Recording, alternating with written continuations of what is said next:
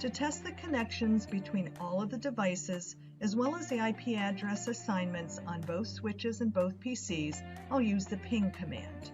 To do this, I'll click on PCA, click on the command prompt, and I'll begin by pinging switch S1.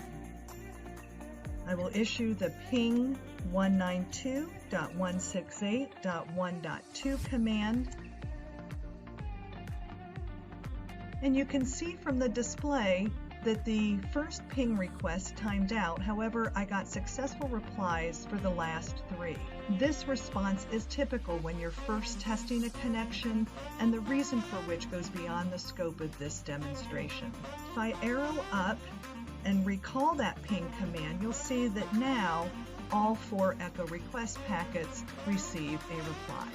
Next, I'll test connectivity between PCA and switch S2 by issuing the ping 192.168.1.3 command.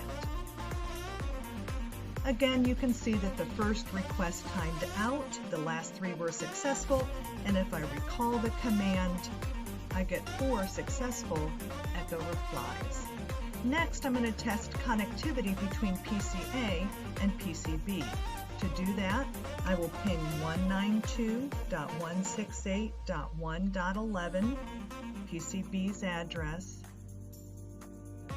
and you can see that I got responses for all 4 echo requests. It's also a good idea to test connectivity in the reverse direction. To do that, I will click on PCB, click on the command prompt, and I will issue a ping command back to PCA at address 192.168.1.10.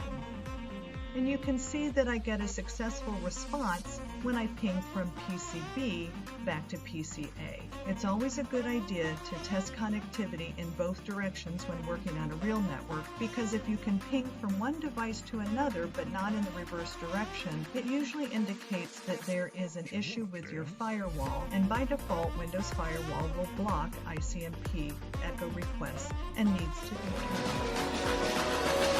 off.